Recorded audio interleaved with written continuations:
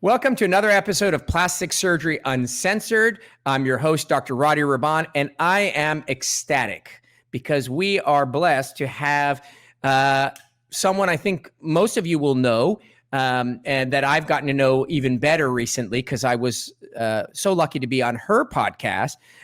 We have Jillian Barberie on with us, and she has blessed us because she has carved out this time for us to be able to kind of chat with her. She was in the midst of doing 100 things, taking care of her daughter, this, that, the other, and bam, we squeezed her in here. So listen, I want everyone to listen carefully because this is going to be exciting and titillating.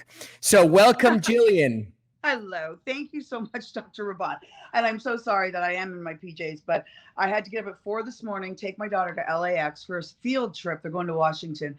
I came home and I thought that I would be able to, get up at 9. I literally just woke up. But cat nap. I am awake. awake. You look fantastic for just getting up from a cat nap. And we love having you. And I think the whole actually part of the joy of this process and the show is the uncensored, unfiltered, I sure am. et cetera. So we love you the way you are. So first thing I want to do is for those people who may not know you, I want you to give me a little bit of, I hate giving people's bios because I never do them justice. Why don't you tell me a little bit of your career, and then we can talk about some of the interesting things I think are going to be useful for people who are listening and they want to know. So tell me about your career a little bit, because I know you've done a ton of things. Yeah, I'm lucky enough. I have a journalism degree and I started out in Canada, but then I transferred to Miami and worked for a television news station. And then after that, I got a job in LA when I was 25. Was that with the TV? Was that with the news? I was always working in news with my journalism degree, and I did weather. And then I got a job at Fox in Los Angeles, and that really sort of catapulted my career in the sense that I started getting offers from sitcoms and dating shows, and then the NFL came along, and I was doing 5 TV shows at once. I was on, and it was exhausting, but it was amazing. And I had the opportunity to meet some great people and work on national shows, and I always kept Good Day LA as the backbone. Yes, Good Day LA. That's where people are going to know you most, right? Is that where people are the NFL, as far as a big audience, because that went across the country. But yes, Good Day LA for sure. I was there 20 years, and I was really fortunate in my career. I'm still at HSN. I'm going back on this week, and it's a home shopping network, which I'm selling loungewear, which is fabulous because that's all I do now. Anyway, so I, through the NFL, I used to have a mammogram party at the Four Seasons with my girlfriends, and it started when I was 40, and we would call it mammograms and mimosas, and there was just like maybe 4 or 5 of us, and Lisa Ashley, who's a good friend of mine, she's the one who actually created it. And on the 12th year, it was my turn, and I had breast cancer, and they knew that day, and then we had to get verified, biopsied, and we did. And it was aggressive. So I was aggressive. I booked a double mastectomy that day. And I think it was 2 weeks from diagnosis until my operation. And then that was in November. The chemo all started the next year. I did chemo and radiation, and I'm in remission. And so I'm so thrilled. Amazing. How many years ago was the breast cancer and the surgery and the radiation and all that? 2 years ago was the breast cancer. 1 year ago was the radiation and the chemo treatment. Okay. Well, that's amazing. And as everyone knows, my sister is a double mastectomy survivor. So what I love to do is, since you have such an incredible journey, experience, knowledge base, I'd like to cut this up into 2 segments. Yes. The first segment being a young, attractive, because I know a lot of people also know you for your swimsuits, at least. NFL the weight loss, the Nutrisystem. Yes. So here you are, a young, attractive journalist in this world that's often a male environment. And, I want to talk about the pressures because, the young girls who often, 80% of my patient population are females, although 20% are males. 80% of the females are under a lot of pressure.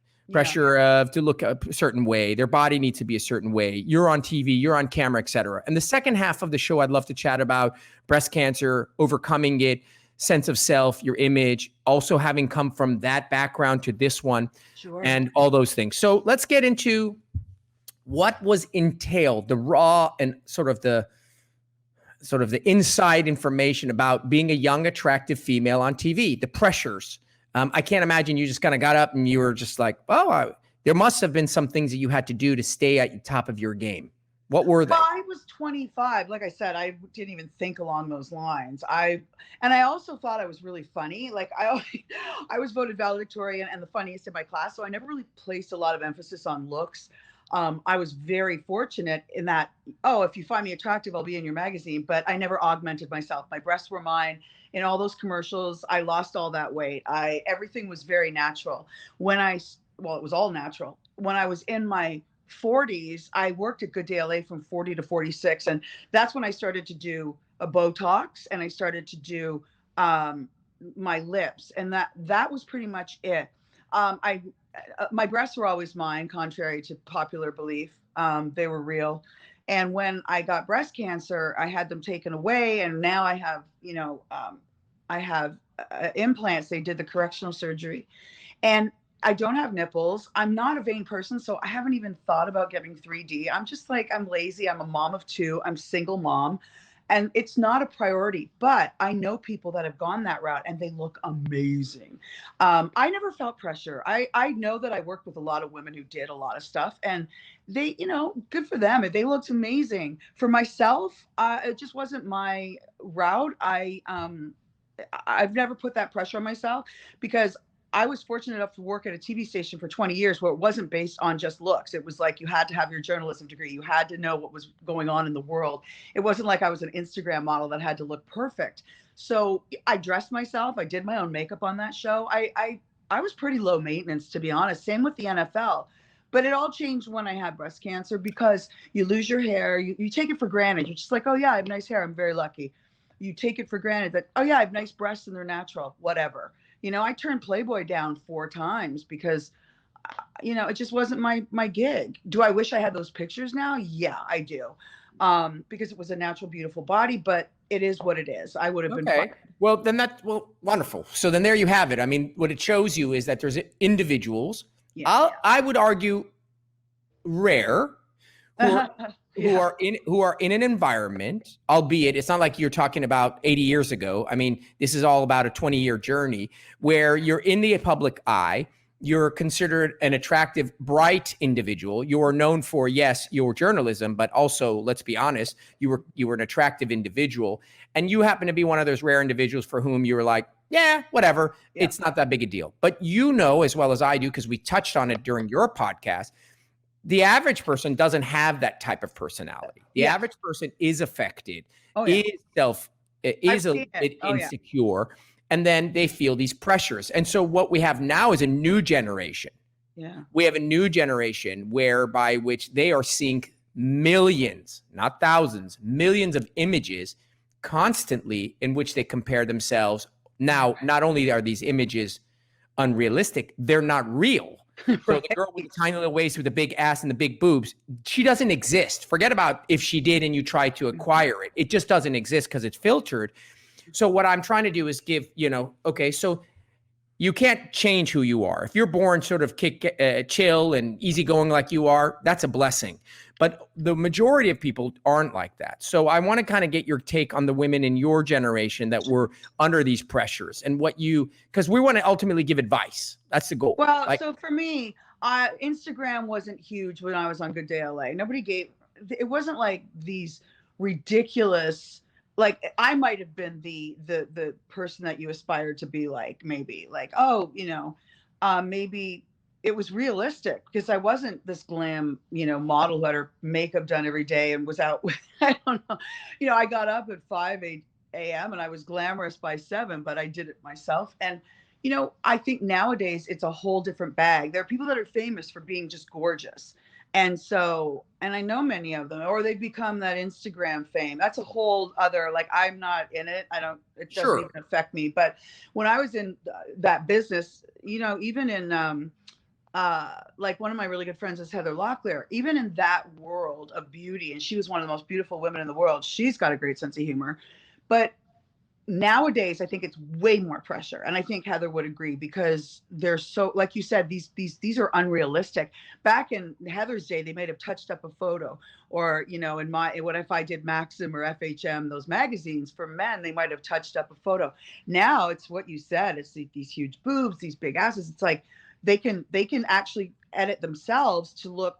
There's a filter on Instagram right now. I haven't done it. It's not my thing, but it makes the woman look absolutely perfect. And so these women are on my TikTok and they're all talking. I'm like, damn, she's hot. Wow, she's really hot. She's really hot. And then there's like the opposite, where the girl comes on and she's really beautiful and she's like, oh, do you think I look like this? And then she kind of screeches outside the line of the filter. Yeah, and she's like, this is what I really look like. And so what's happened is she gets more hits than the other girls. Yeah, right? the pendulum is going to ultimately swing, and we're going to get to a point where being natural is going to be interesting again, just like the person who doesn't have a tattoo is going to be interesting, because it's going to, the pendulum swings. But I think the thing is that as individuals, as I hate to use the word influencer, but if you're in a public eye and you had exposure and people follow you and listen to you, we have an opportunity to say stuff. How old are your children? Now they are 11 and 13, and my daughter sees it a lot. Yeah. Perfect. So my nieces were, now the youngest is 17, but she was 13, 14. She's on TikTok, like Schmicktalk, whatever it's called. And so, I'm seeing girls that are like, I want a brow lift. Well, why the hell do you want a brow lift? Well, because Bella Hadid had a brow lift. Yeah. Who? The fox eye.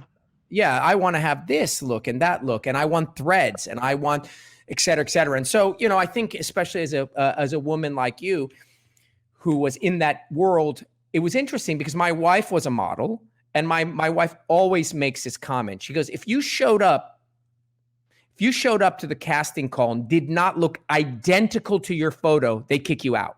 Oh my God. Which was so fascinating. She's like, there was no editing. If you were not exactly the photo, you were the person you sent the photo of. And now that it doesn't even exist.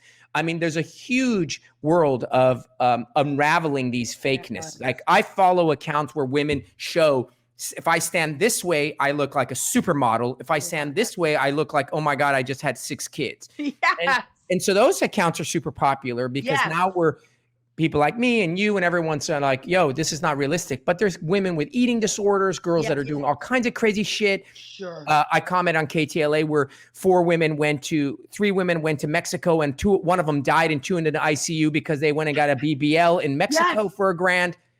I saw that. Oh my God. I get they want to save money, but that's so sketchy and scary. It's not about saving money. It's about, no. It's about wanting something you can't afford. It's different. It's different. So the difference is, I want to buy this bag. I'm going to get this other bag because it's a little less expensive, or I'm going to get a knockoff. That's issue number 1. The second issue is, I must have this procedure and I can't afford it. So therefore I go to wherever the hell I can afford it. That's the driving factor. The driving factor is this urge, this must have. I have to have a BBL. Okay. What does BBL stand for? A BBL is a Brazilian butt lift, which is the basic principle was removing fat from places and injecting it in the butt.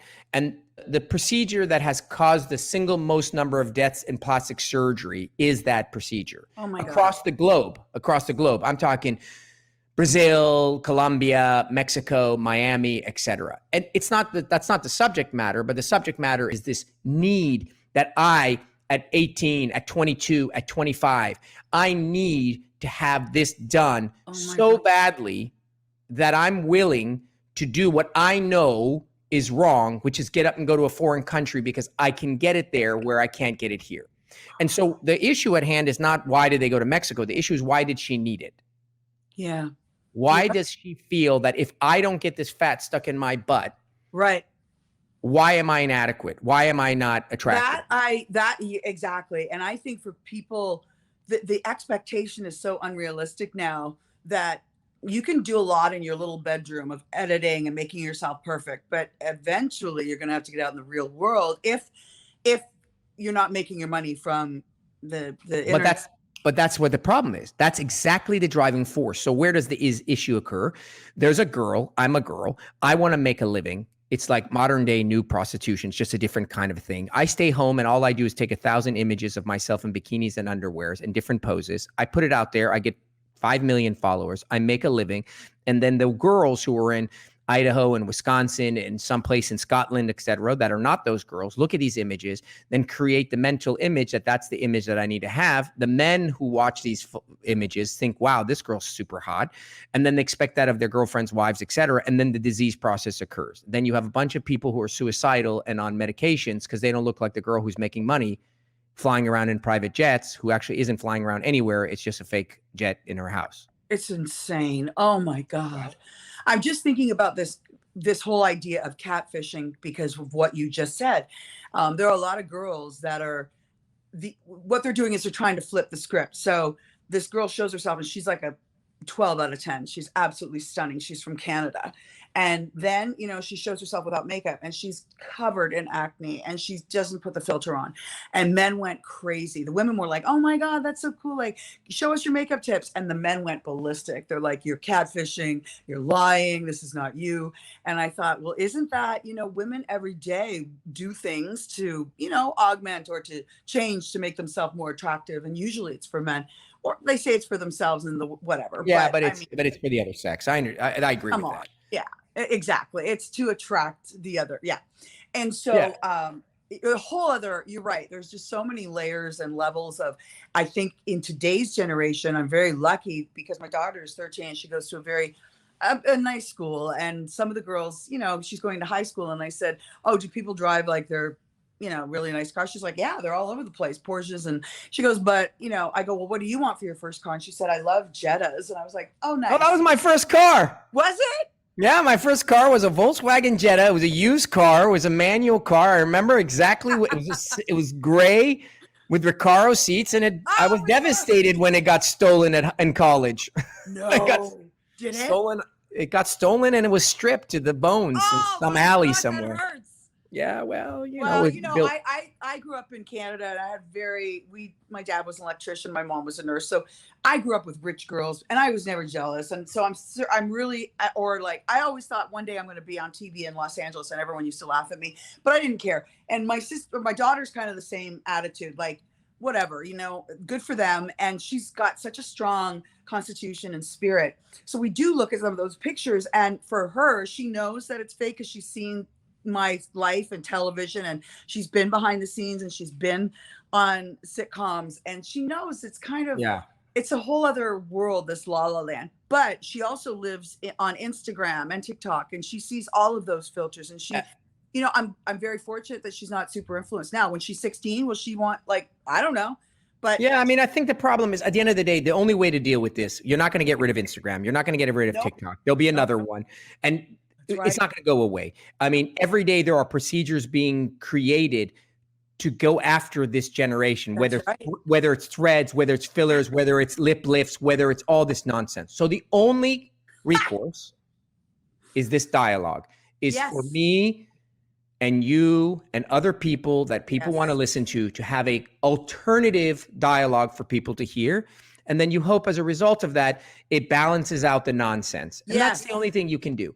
So listen, Jillian, we're going to go and take a quick break. We're going to come back. When we come back, I want to chat a little bit about breast cancer, surviving breast cancer. Okay, so here you go from being this individual who's on TV with this gorgeous hair and these amazing boobs and all those things. And now you are equally beautiful, but in a different way. And I want to hear your take on it. So everyone's going to want to definitely join us after the break as we discover more about Jillian.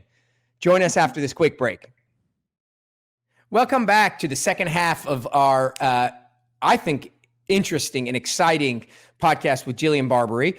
If you are tuning in, you know that we're going to be chatting a little about breast cancer. Jillian, you are a breast cancer survivor, as is my sister. And first and foremost, congratulations. I think there's a huge congratulatory or mazel tov associated with, they say we fight it. It is a fight. You got to roll up your sleeves and get in there. But more importantly, I also want to talk about image.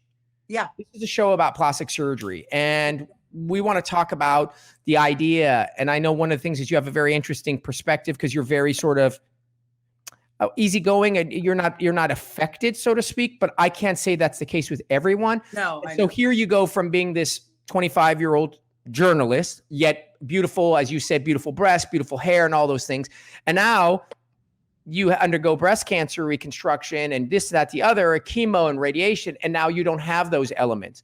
Mhm. And the idea of self-image, how we see ourselves. So let's talk about that. So you got diagnosed 2 years ago, yes?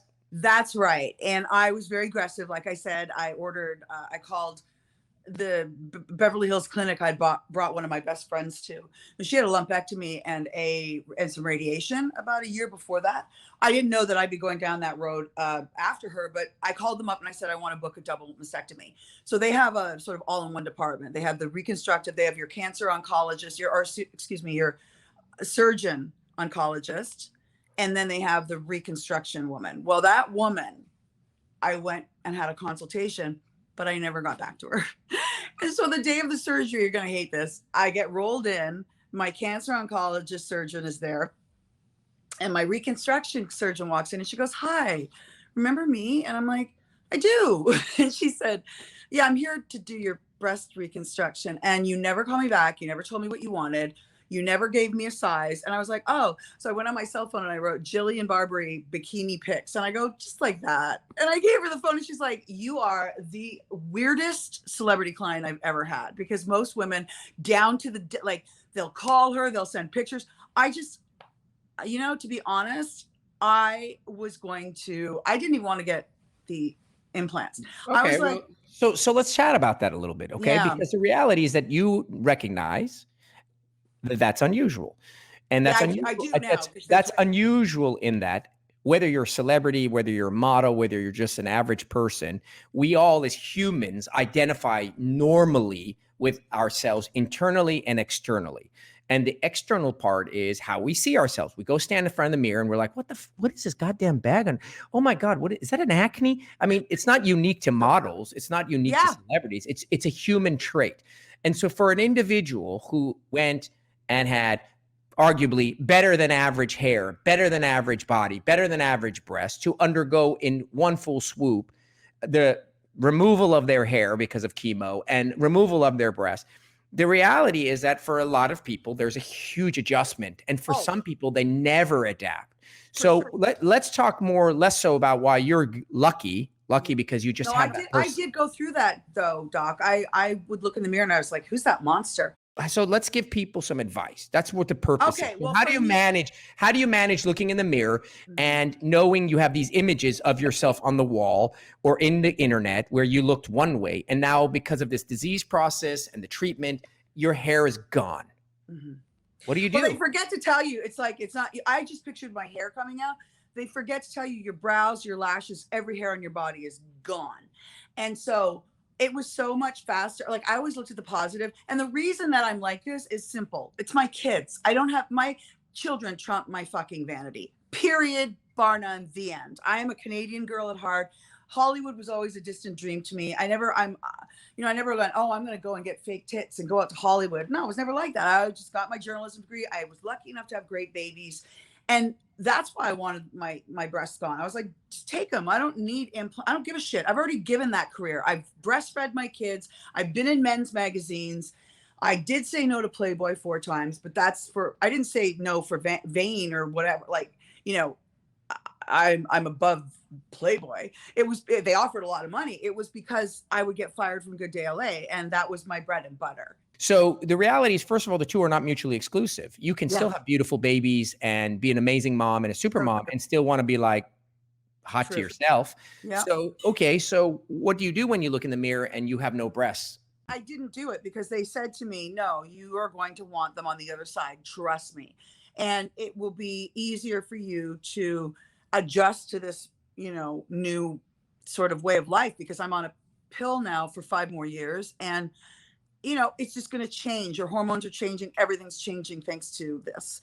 And I was already in that middle of that change. So for me, I'm glad that I did it, but I'll tell you what I wouldn't do again is get my breast done quickly and then do radiation, because one is so hard. It's where I got the radiation. It's and encapsulated, and it's extremely hard. And I can't, that I don't like. The other one is fine. It is what it is. It doesn't have a nipple. It's like, whatever. Like, I don't sit and look in the mirror like I used to, where you'd put on a bathing suit or yeah. Uh, Um, so will I get this fixed eventually? Yeah, I guess. But I would say to the women out there, I also went through a depression. And so I think it was really driven by all of those things that you're saying, where I was looking in the mirror and I was like, oh my God, like everything has changed, and it changed overnight. I mean, I was wearing a bikini up until I was 50, no problem, and had younger guys, 30s and 40s, hitting on me. Just everything changed after breast cancer, in the sense that now I'm being pushed into this life that, of pills and hormones, and not getting periods anymore, and having this hard breast. And it made me very depressed. And it wasn't like oh, I used to be hot, no, I'm not. It was more along the lines of, what the fuck is happening to me? Like, I don't feel like myself anymore. It's making me really depressed. Whereas when I was a size 2, you'd go and throw anything on and everything looked easy and good, and you didn't have to, and then, so I didn't go through chemo and lose a bunch of weight. I was honestly thinking, oh, maybe I'll lose weight. Yeah. No, I Well, was always because working somehow, I on. mean, my sister did chemo and her skin became immaculate. I Okay, mean, she had the most beautiful skin that she's ever had in her life. I'm with your So sister. People used to say, "Oh my gosh, what are you look, doing to your skin?" And I'd say, "Chemo." I don't know, but yes, yeah, I'm I with your mean, sister. there's a few silver linings. I wouldn't run out if you're listening and go get chemo for better skin. But I mean, I think the reality is, and what the takeaway message is, and I always try to like encapsulate things for the Yeah, people out there listening. And maybe the take home message is that at the end of the day, we're built differently. I can definitely tell that, Jillian, you're built unique in that regard, in that you have the ability to separate. First of all, you have the ability not to take yourself too seriously, which is important, because at the end of the day, scars and body image is important, but it isn't everything. yeah, And secondly is that, so for some people, they have the luxury of their way their brain is wired, that they can separate the two apart. Like for me personally, I'm a vain person, and we use the word vain to mean negative. No, vain means I actually care the way I look. And some people are not vain people.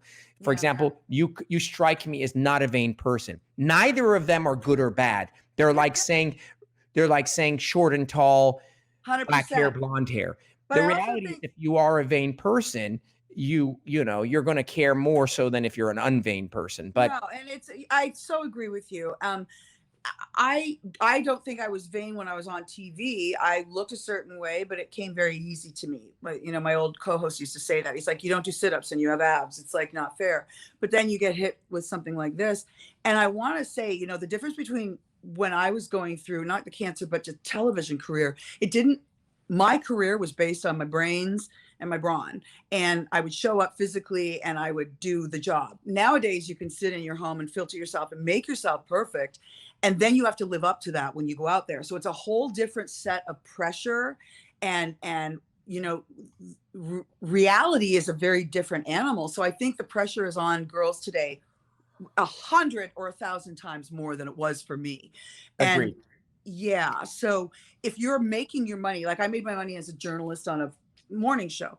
If these girls are making their money on, TikTok or Instagram, then they have to be perfect. Then they do perhaps need to look a little bit like they do in their pictures, and they need to augment, they need to modify.